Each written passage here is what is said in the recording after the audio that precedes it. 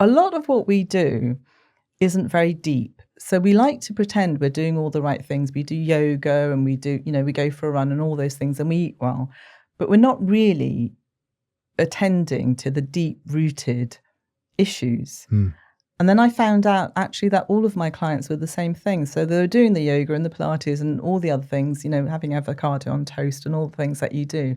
But actually they didn't have periods. They couldn't sleep. They were angry or stressed all of the time. And I also really recognized that was what had always happened to me. I was constantly feeling stress. I didn't deal with that. I tried to meditate and breathe and go for a run.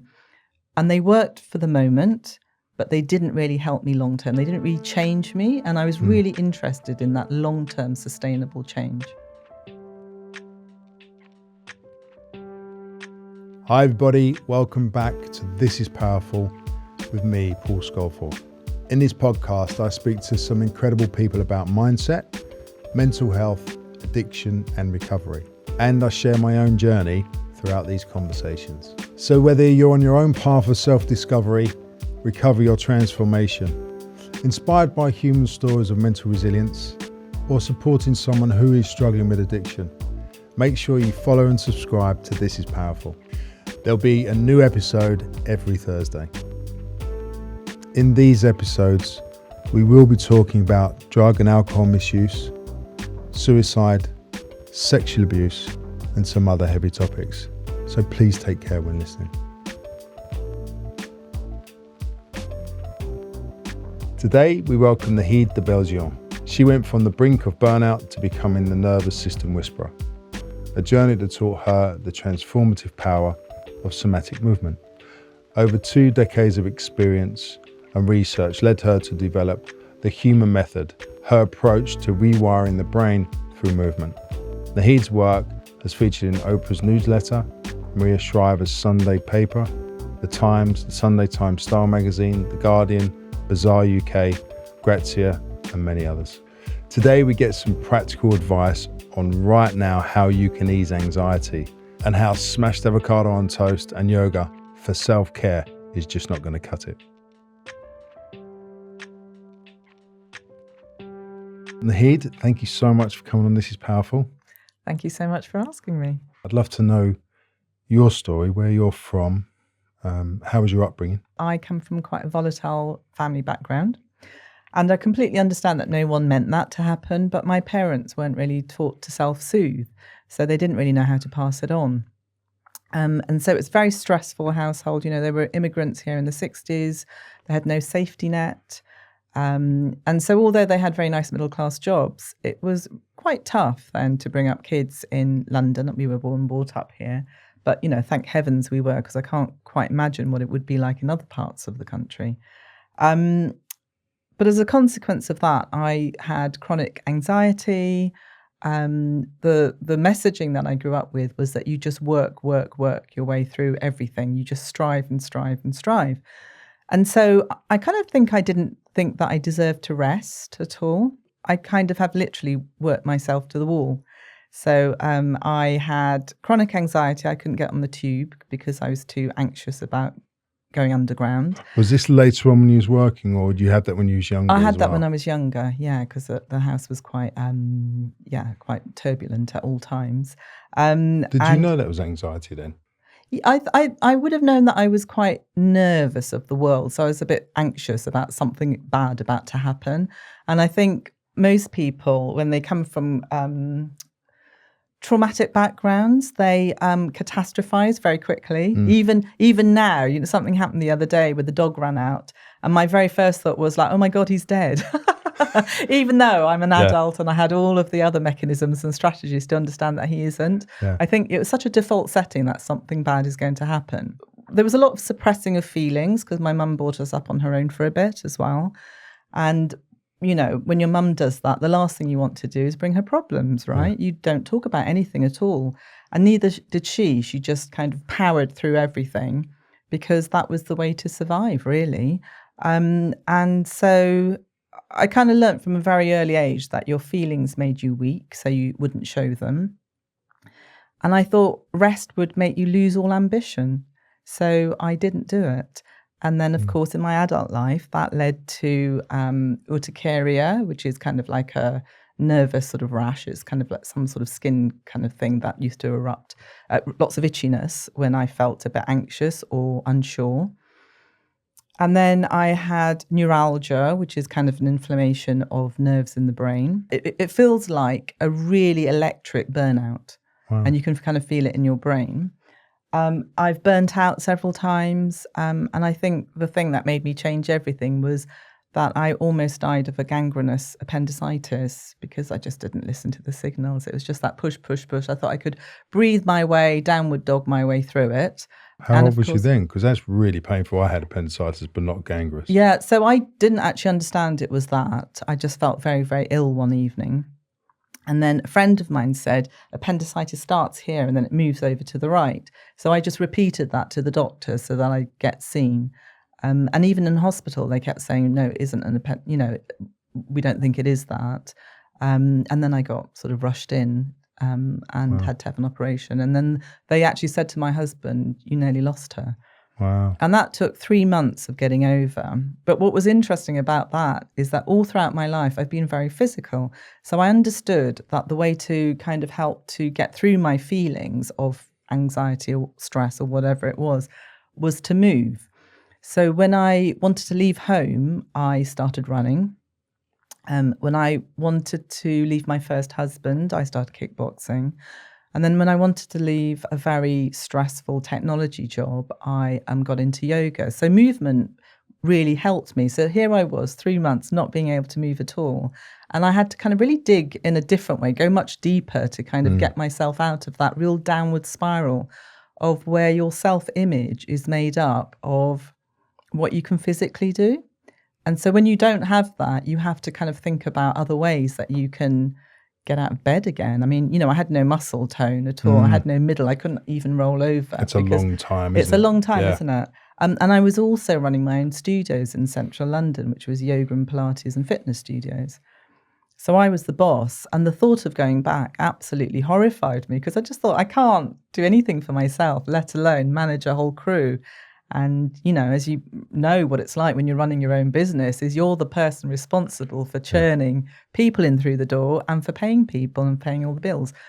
So it was incredibly challenging, made me kind of think about how I wanted to live after that. So when I did get better and went back to work, I remember thinking, I'm going to sell these studios at some point. I don't want to continue doing this. I kind of realized as well that a lot of what we do isn't very deep. So we like to pretend we're doing all the right things. We do yoga and we do, we go for a run and all those things and we eat well, but we're not really attending to the deep-rooted issues. And then I found out actually that all of my clients were the same thing. So they were doing the yoga and the Pilates and all the other things, having avocado on toast and all the things that you do. But actually they didn't have periods. They couldn't sleep. They were angry or stressed all of the time. So it kind of led me to think and delve a little bit deeper into what actually is going on, because this isn't a surface thing. And so I studied the master system, which is the nervous system, and kind of found out more about that. And what's so interesting about that is your nervous system is your brain, and it's your spinal cord, and it's all the communication from that into your organs and your body, and then back from your body and organs into spinal cord and your brain. So it's this ongoing communication that's happening. And once you tune into the signals that your body's giving you, then you get to be in a much better relationship with yourself. So way before you have the thought that you're feeling stress, your body will respond first. Yeah. And I thought that was fascinating. And I also really recognized that was what had always happened to me. I was constantly feeling stress. I didn't deal with that. I tried to meditate and breathe and go for a run. And they worked for the moment, but they didn't really help me long term. They didn't really change me. And I was really interested in that long-term sustainable change. I did it for years as well. I did do yoga and different things, and it never kind of hit the sweet spot for me. But that was because I had addiction until I looked after that. And I've studied lots of things. And I studied a martial art called Pakra. And they talk about the dentian being the first brain. So you react and then you think about it. And that struck me as well, because it's like you get a gut feeling and then the brain almost says, well, why is this person giving me a strange, eerie feeling? Absolutely. So it's the body's really intelligent. The body's incredibly intelligent, and now neuroscience has kind of caught up with, with the body. So catching up. Catching up. So you have neuroscientists who are now moving towards somatic movement, and I come from movement end, moving very much towards science. It's really important for me to understand why things work, because otherwise I'm absolving all responsibility for myself onto somebody else, and they tell me something. And I just have to believe it. Do you know what I mean? And I think that's probably the problem or the issue in the wellness world, is that we absolve all responsibility for our own health and our own mental health as well onto other people. And we don't get a good understanding of that for ourselves. It's easy to pay to go to a yoga class and think you're doing something right for yourself. Absolutely. And easy to pay to go and see a healer. Exactly. But not many people will do what you've done. Probably because you couldn't move anyway, gave her the opportunity exactly. I had no other option. Yeah. And actually, that's really interesting you saying that, because I also think that our culture has groomed us to really mistrust our feelings. And it does that because we're easy to manipulate and we're easy to sell things to. And there's a real cognitive dissonance in that, because your body senses something, but your brain makes a different sense of that based on the messages that you're getting. And that's what I think causes that real conflict in people. And certainly that's what I see in my clients, is they're told to accept the life that they have, but they have this really deep-rooted kind of underlying ill at ease with it. Yeah. And that's what I think causes the kind of big issues with people, of where they're not feeling themselves. I have a lot of friends who went to private school that was told that it's all about, strength of the mind, strength of the brain, rather. You can always see how people overexert themselves or have to become powerful. And there's a different feeling of being powerful or being happy and content, isn't it? It's a completely separate thing. I never knew what it was, because I thought being wealthier or more famous or something was the feeling of being happy, and learnt firsthand that it's completely different. Yeah, so I kind of think it's a difference between self-belief, which is a made-up thing, isn't it? I'm the big I am. Do you know what I mean? It's kind of this clip-on thing that you pretend, look at me. And this really deep-rooted confidence in who you are, which I kind of think I found with this somatic movement in a way that I never had in my life. So I did the running and I did all the things, and, and I had quite a big job once in technology. And so I had all the trappings that I'd never had before. And I thought, exactly like you, thought, yeah, great, this is it. And I was still really unhappy. It didn't really fulfill me, because actually the foundation of who I was hadn't really been resolved, hadn't been given a voice, if you like. Why did you go into yoga? Why did you open studios from your previous job? I actually have had 4 different careers. So I went to art school and I was in fashion for quite a long time. Then I started up a women's magazine for a bit with 2 other women.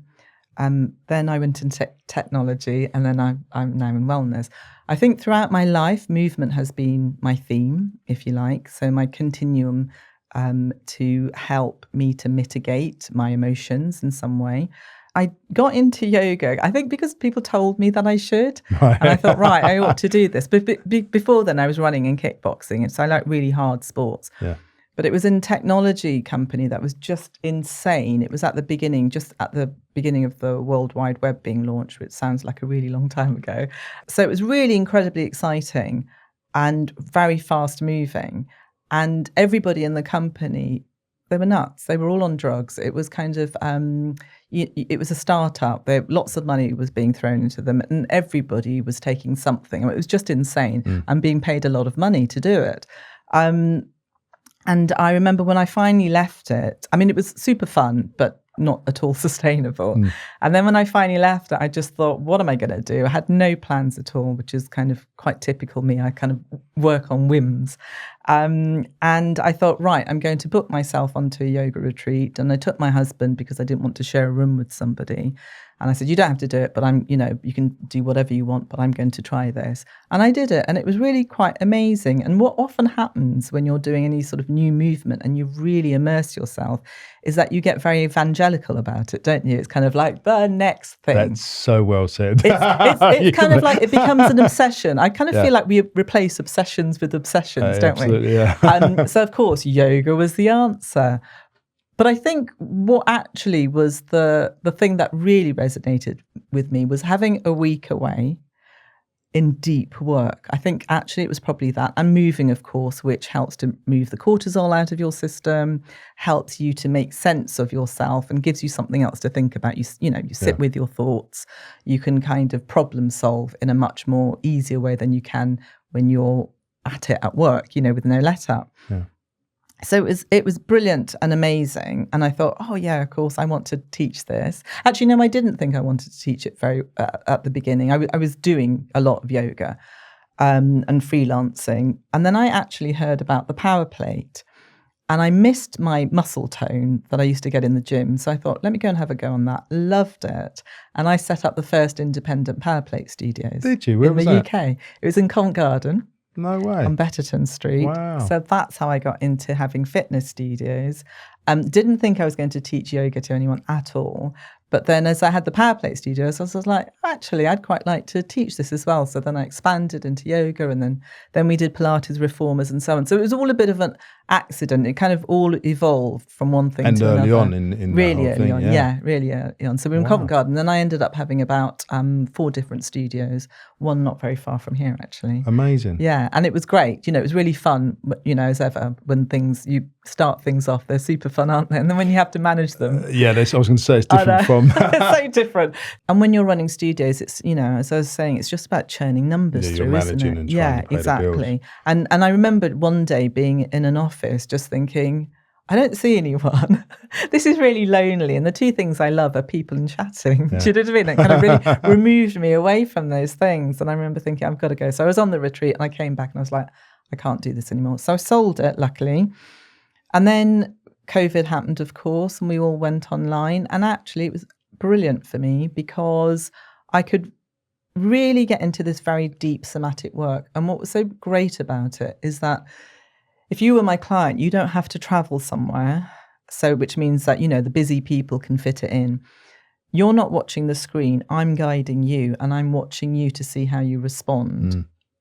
And then you have your own space to kind of process that. So you don't suddenly have to get on the tube and, kind of face people again. So actually it worked out really, really well for me. I'd love to know when you discovered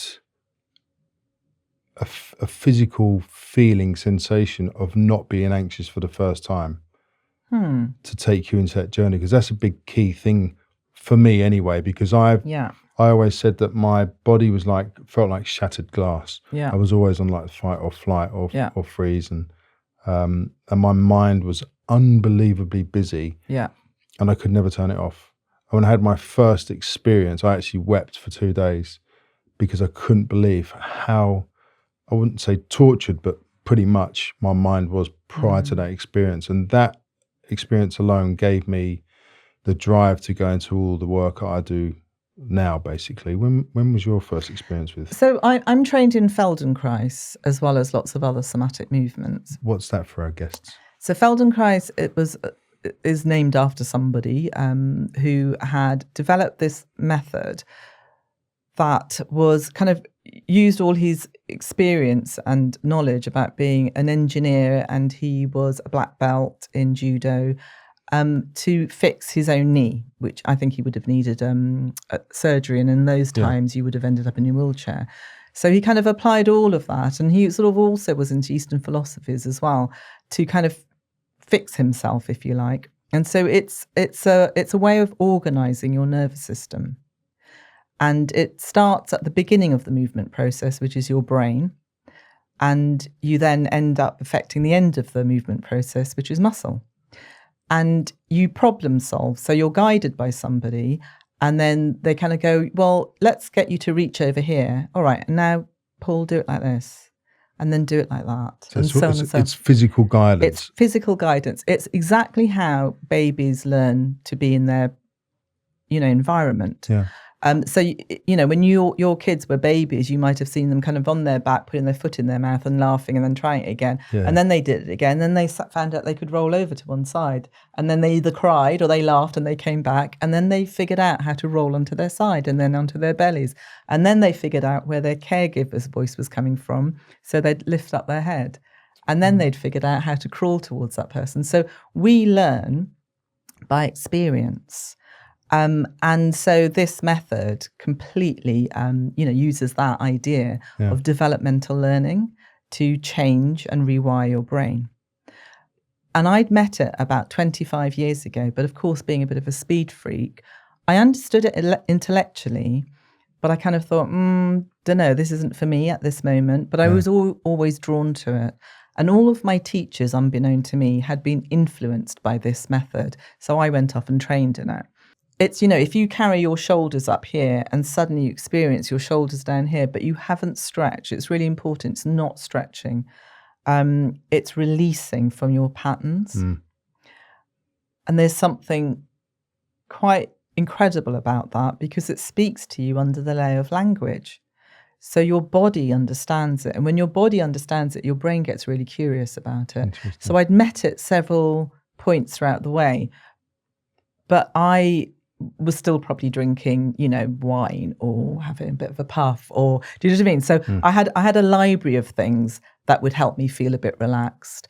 And I think I probably didn't understand. I wasn't able to discern, actually, this is the thing that is making me feel really different consistently.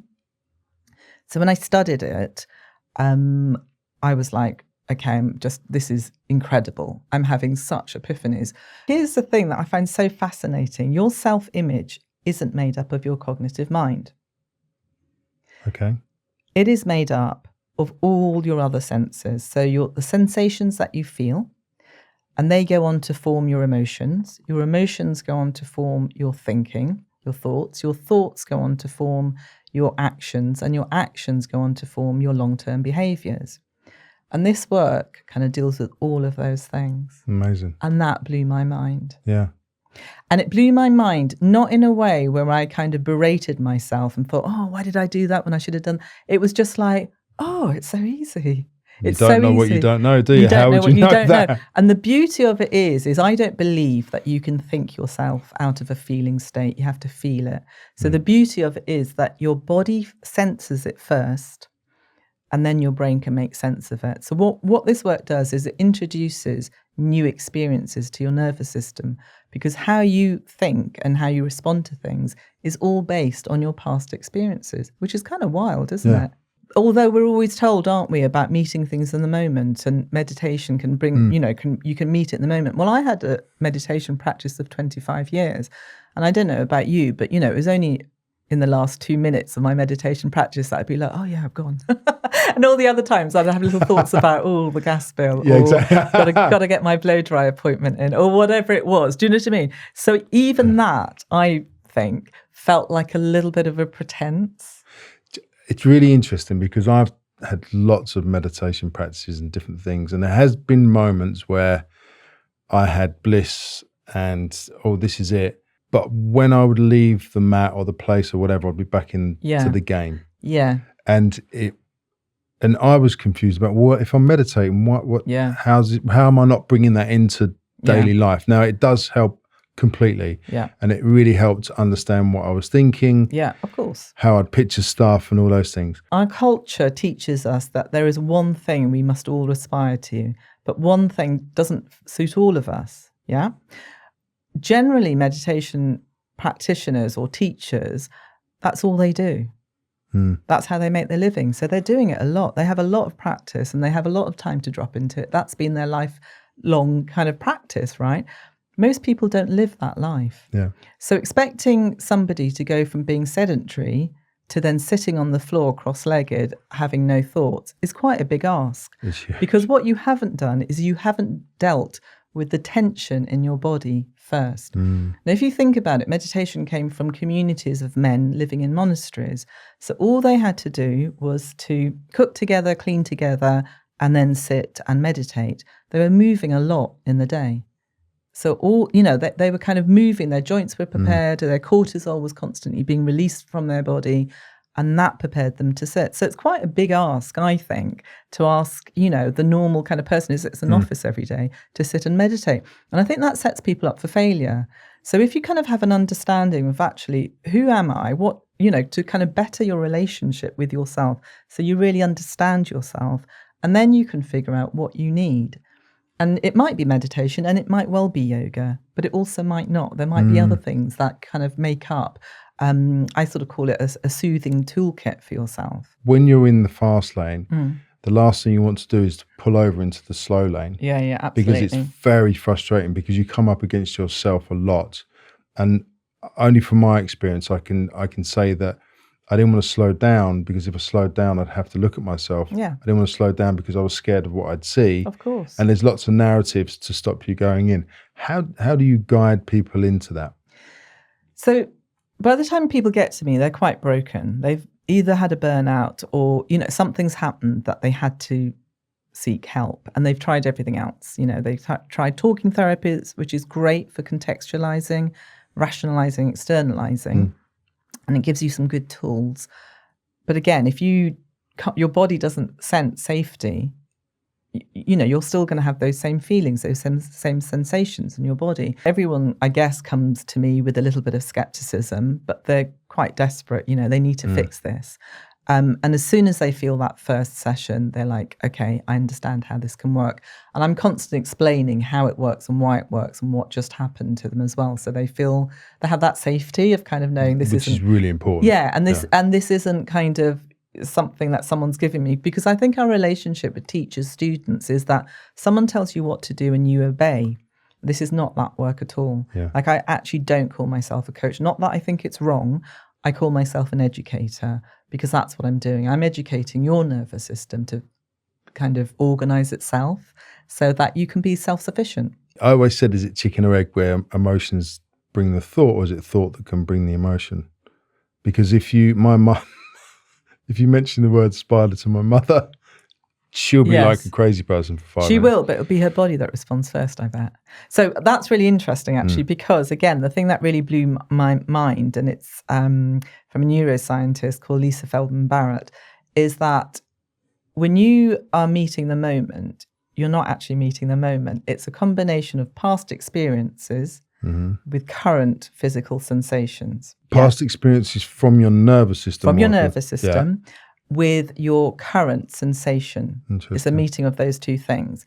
Your brain either course corrects it or confirms it. When you can introduce a little bit of a gap to go, actually, am I feeling safe right now? I am safe. So the thing that's going on for me is a psychological unsafety. Yeah, which makes sense. Which is our world, really, isn't it? Yeah. It's mainly psychological kind of dangers rather than a saber-toothed tiger.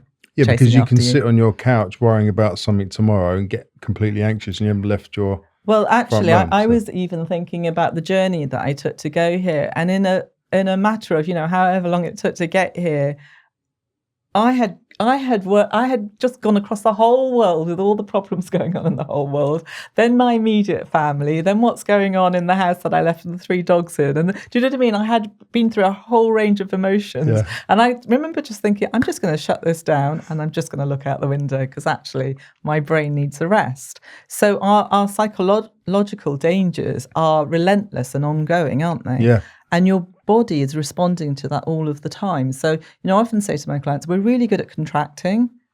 We're just not so good at letting go. Fast twitch fibers contract because they're getting you ready to run or fight. Most of us freeze. In our culture, most of us freeze. And interesting, when you're on your laptop with the back of the neck like that and your shoulders up here, that's a freeze response.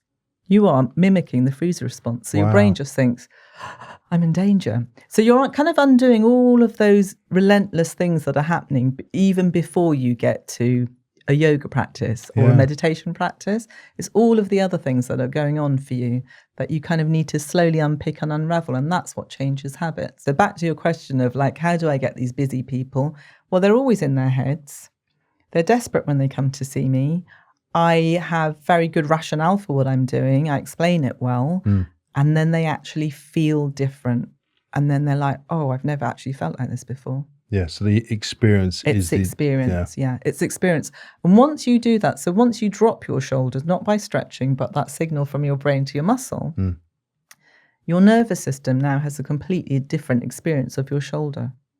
When it's up here, it just checks out. It goes back into your base stem. That becomes your brain stem. That becomes the habit. And your brain thinks, well, I don't need to really check in with that because that's what we do all the time. That's what we need to do. That's a function of the shoulder. But when I kind of guide you into, well, what would it feel like if it was here? And what about here? And what about down here?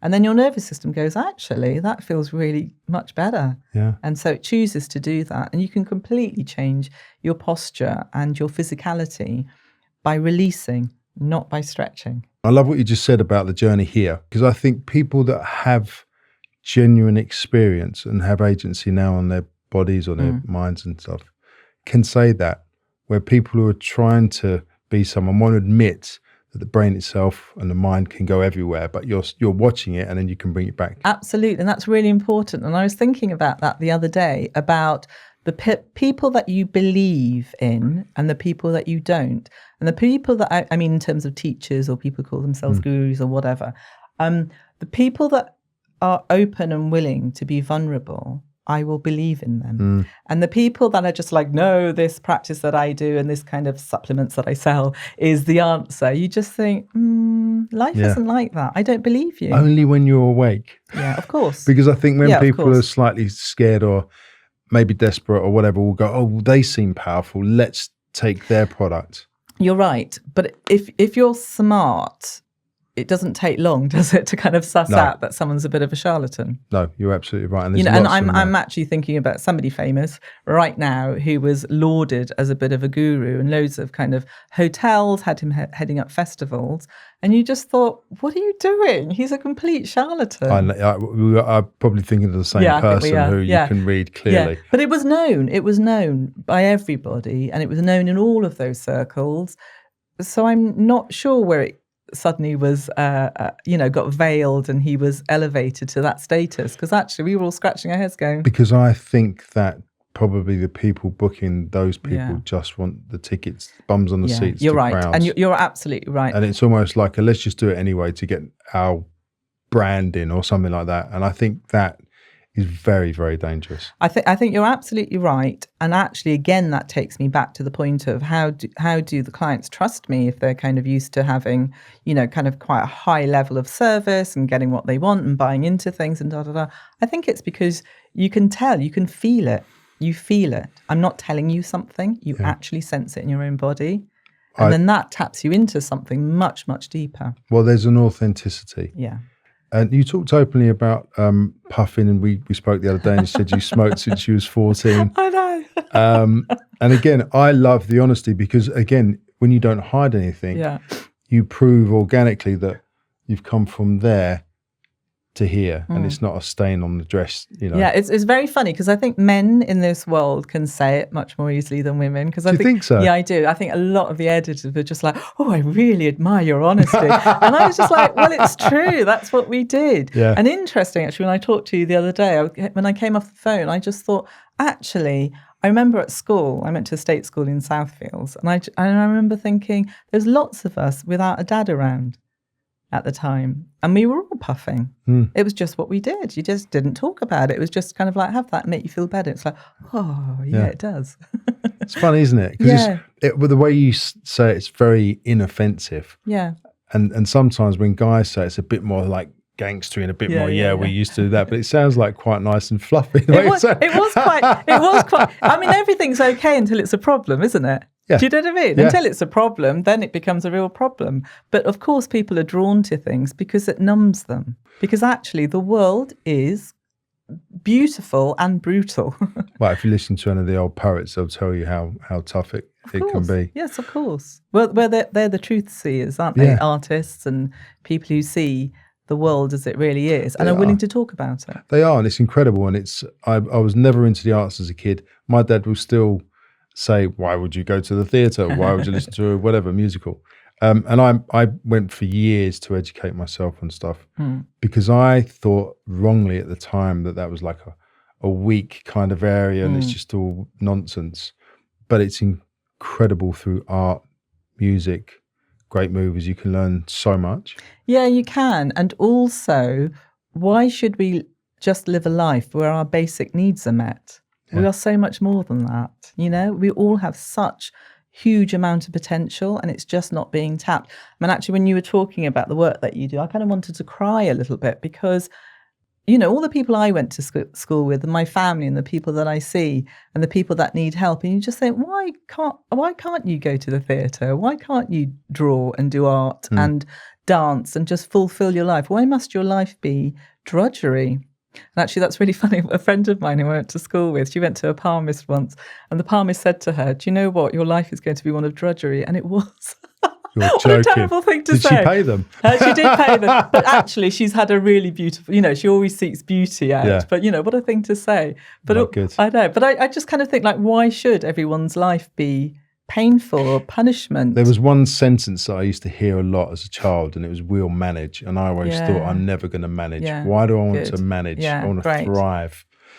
So when you gave up puffing, why did you? Because I realised I was about 30, I think. Was I 30 or late 20s?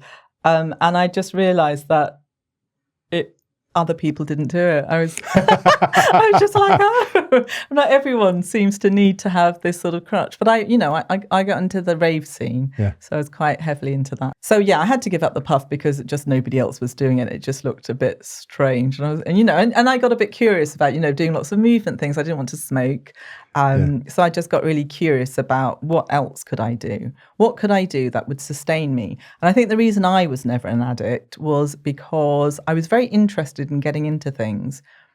But then I was really interested in asking the question, well, what happens if I don't do this anymore? Do you know what I mean? So I've had really intense bouts of practically everything. I remember having anxiety more than I ever thought I did. And it started to come when I just thought I was fast and hyper. Yeah. And when I come into recovery and I put everything down and went fully into different meditations and different things. And again, I was doing it, but it wasn't sitting still. It was the going towards to do something to change the way I am. Yeah. And it took me quite a while. And I was in LA about 5 years sober. I think I was 4 years sober. And I would get lumps here from anxiety. And I just couldn't work it out. I'd see acupuncturists. I'd see healers. I went to loads of different people. And I just kept asking myself, is it because I'm going into an industry that my body doesn't want me to go into? Because people have always said, oh my God, your face should be on the screen. You've done so much modeling, you should be an actor. God, you're great at commercial, you should be an actor. And really, I was doing something driven from someone else. Yes, yeah. So there was an inauthenticity. That's what I think. Could I have done it and done very well? Yes, I think I could have done. But personally, behind the scenes, I was getting so unhappy and felt so cap in hand. I didn't like the energy I was in. Yeah.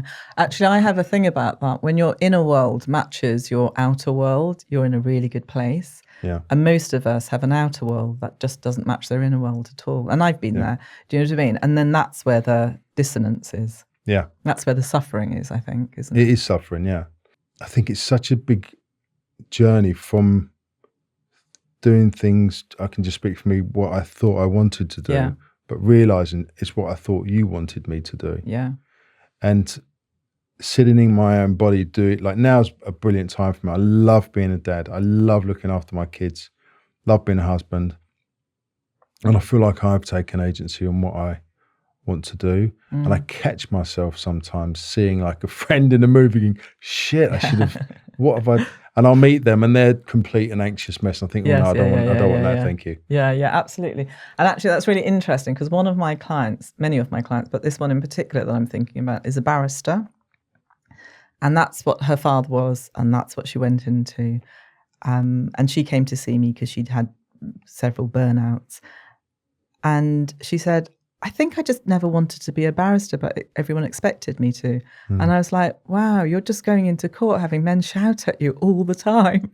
And that just sent her whole system into complete frenzy. Yeah. And actually, she could use the skills that she has and move into something else. And so the work that I do with her, it's got her moving into more writing about the legal system and, you know, her particular area in the industry.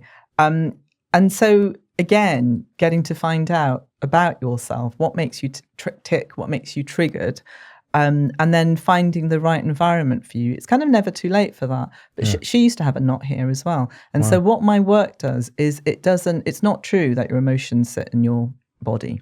You know, the body keeps the score. That's been updated. Your brain keeps the score. Your body's the scorecard. Okay. So my work, what it does is, it's not true that your emotions sit in your body or your muscles. It's the patterns of that emotion. So her patterns of emotion was just getting very, very tight in the chest and her solar plexus, actually. And then that would then, you know, physically affect her breathing because it would be much shallower. And then she'd go into panic attacks. Wow. So it was kind of like, okay, let's kind of figure out what's going on here. And so the first few times that I see people, I'm kind of just looking at their movement patterns. And the things that I'm interested in is the movement, the transmission of forces through your bones, because then that tells me there's no kind of contractions of muscle or soft tissue there. And that how that will have an effect is it will shut down your capillaries and all the blood supply to that area. So that's going to cause some sort of dysfunction. And then I'm also looking at how your whole self accommodates your breathing, because, of course, while it's true that oxygen goes into your lungs, you know, the air goes into your lungs, oxygen's carried around your body and then out through carbon dioxide. Your whole body is responding to your breathing, unless, of course, you sit down all day. Yeah. So you saying about your children going to school, that's when everyone tells me that, I just think, oh no, they're going to have to sit down all day. Is what I think. Because, you know, you have these lovely free spirits who move. I know. And they also, you know, kids are like real pure nervous systems, as are dogs and cats in your house. You know, they're pure nervous systems. They're going to tell you when they're angry, hungry, tired. You know, you will know it because there's no filter. Yeah. And actually, our nervous systems are exactly the same when we're older. We just think we're sophisticated. And we are, but in a completely different way. If you listen in to those signals, as probably you did in lots of your work, be it writing, thinking about it, meditating on it, and probably quite a lot of movement, it sounds, then you're going to really figure out what is going on physically and in what instances that physicality comes up for you. Yeah. And then you can figure out, I'm actually not comfortable in this. These aren't my people. You know, this person makes me feel like this. I don't want to be around them. And it doesn't mean that you avoid things. When you understand what triggers you, what prompts you into that sort of freeze response or whatever, you know, high cortisol, whatever it is, then you can prepare yourself for that. So you're not going in blind. How do you prepare? Open-hearted. Because one of the boys say, for example, they're going on a date. Yeah. They're not drinking. They've always drunk or done drugs and they're going on a date. Yeah. And I'll say to them, what are you going for? Yeah. And they'll be like, well, I want to see if the girl likes me. I want to see this and that. And we break down, ultimately, they want to be liked. Yeah. Lovely. And some of them want to have a one night stand, or some of them just actually really want to get to know a person. So we'll break it down. Nice. And we'll go through sentences of like, I'll give them a mission to do, rather than you're not going there to for her to fall in love with you and take all these things. You're going there to have a nice time, to engage with a person, find out who they are, be interested in them. Lovely. And have a fun dinner, and that's it. Yeah, nice. And that takes away all the anxiety of great. like, will they go on a second date? I hope they like me. What's this, you know, Yeah, all of lovely. that stuff. Yeah. And try and keep it simple and say to them that you are going to feel anxious, because that's a normal thing to do when you go to meet someone. Yeah. But just engage with the person, that will go away. Yeah. That's probably basic to what you do. Yeah. What would you say? What would I say? I would probably say go on an outdoors date where you're not sitting opposite each other. Like having dinner with someone's quite a big number, isn't it? Yes. With someone you don't know, having to sit there and make sure food isn't all over your face or in your teeth or down your top. So it's just too much pressure, I think. So go out somewhere, go for a walk. I don't roller skate. What do kids do these days? I don't know. And what would you say do about something outdoors the feelings where you're stuff? involved in something? So feelings in terms of feeling anxious. Yeah, because I would tell them to shake it out, because Your nervous system understands safety or not, yeah? Safe or unsafe, Okay. yeah? To different degrees. Yeah. That's all it understands. It doesn't know it's anxiety. It doesn't know it's stress, because those are social constructs, Yeah, right? gotcha. So the most appropriate thing to do when cortisol rises, when you're a little bit alarmed, is to get rid of it from the body, yeah? A rise of cortisol is your signal to run. It's danger. There's danger ahead. But of course, all of our stresses these days generally are psychological. But we're still sitting there with these cortisol peaks constantly all day long. And that's what causes inflammation in the body. That's why there's such a high incidence of kind of inflammatory diseases, because we're sitting down, just getting more and more tense. Tell them to shake it out. And then afterwards, don't forget to let go of that excitement. Yeah. Yeah, just let go of it. It's really, I loved what you said in your book, because touch is so important. So important. It's really, I remember, for example, I was in the Priory and they let me out after 2 weeks for a haircut. And the hairdresser sat me down. She goes, "Oh, you in the Priory up the road?" I went, "Yes." And she put a hand on my shoulder. And the warmth from my hand, I just started crying in the chair. I was like, someone cares. But it was really important because I'd forgot about touch. I was so far removed in my addiction, I forgot about touch. I'm a very tactile person. And it meant so much to me. And sometimes I'll do that myself. I'll just put my hand on my chest and feel the warmth of it and say I'm okay. Yeah. And it's very powerful. Yeah. Your brain doesn't know that isn't someone else or you. It's really powerful. Yeah. But the sensing it rather than doing it as a practice is really important. There's something very different about that, because now you've taken it out of your mind, making yourself do something, and you're actually feeling your breastbone moving, you're feeling your ribs moving, and that slow breath in and out. Or your intention could just be, I come with good intentions. Yeah. Do you know what I mean? Or I'm a good person, Yeah. It could be whatever it wants, but say it out loud if you can. If there's someone that is stressed, suffering from anxiety, they're not well versed in this area, what would you say the first few good steps would be? There's 3 important things to do that are really accessible for everyone. Your brain is reassured by 2 things. One, what time of day is it? Is it the morning or is it the night? So get out first thing and get daylight into your eyes. Yeah, that kicks off all the wake up processes in your brain. So you're making sure that your brain understands where it is in time. The next thing is, where is it located in gravity? Are you on your feet? Is your back against the wall? Are you lying on the floor? All those things will signal safety. So I've had clients ring me up from Paddington Station going, "I'm having a panic attack." And I'll be like, "Get your back against the wall." Wow. And they'll go put their back against the wall. So now, through sensation on your back, you've got support. Those tight extensor muscles that keep you up in gravity, they're still working, but they sense feedback, because your brain doesn't actually understand where you start and where you end. I know you can visually see it, but it has no understanding. It sits in a black box. It knows nothing apart from the experiences you feed it. Yeah? So as soon as your back is against a wall, you can breathe. Or feet on the floor. So often on the tube, when people are having, feeling anxious, and I sometimes still do it, I press my feet into the floor going, now I can feel that. Or I might even press in as I breathe in for 6, gently release that pressure as I breathe out for 6. So you've got circadian rhythm, knowing where you are in the day, knowing where you're located, and then slow breathing. Anything between 5 and 7 breaths per minute has been shown to be the sort of optimal pace of breathing. It's slow, it's regular, it's kind of feeding the system. It's called coherent breathing, and it gives a chance for your brain over time. Your brain, your heart, and your lungs come back into the same frequency. Are they deep breaths? So think more in terms of low breaths. So your parasympathetic, which is your rest repair nerves, run at the bottom of your lungs. And your stressor ones, your sympathetic nerves, run at the top of the lungs. So if you're breathing up in here, you're just stressing yourself even more. So think low. So another thing you can do is take your fingertips to your low ribs. Breathe in slowly for 6 and breathe out slowly for 6. And just keep doing that until your state changes. But it's you're feeling it. These are really active parts of you. They have a huge kind of representation in the brain. which forms a body map in your brain of where you are and all the things you regularly do. So if you write with your left hand probably has a bigger representation in your brain than your right hand. Yeah.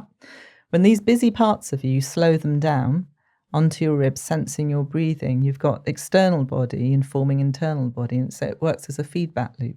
That's incredible. Isn't it? Yeah. Yeah. And so simple. Yeah. So simple, so accessible. Nahid, thank you so much. You're so welcome. It's such a pleasure. I absolutely love what you do. I've had about 2 weeks of deep dive into your world, and it's moved me to tears and made me smile. And I'm so grateful for people like you putting out the work that you do. So thank you. Thank you. This is Powerful is brought to you by Stride Foundation. If you or someone you know is struggling with addiction, please head over to www.stridefoundation.com, where you can find links to resources that may help. You can also donate. Please make a donation. It will help us bring to you more episodes. Please rate, follow, and subscribe to the show. Why? This will help the algorithm make us more visible to others who need help. And share this podcast with your family, friends. Head over to social media at Paul Scolfort and at this_is_powerful. You'll get to see what's coming up, and you can get in touch with us because I love hearing about you. Thank you also to my beautiful wife, Dr. Federica Amati, the best producer, Shannon Delwich, to Ebba Long, who does all the hard work in the background. Thank you also to Ria Musa and the rest of the team. Hi everybody, I'd really love to hear your views so that we can produce a podcast with the content that matters to you. It doesn't matter if you just joined us or if you've been listening from the start. We would love you to fill in the short listener feedback form, which you can find in the show notes. And let me know your thoughts on our podcast. It would really mean a lot. Thanks, guys.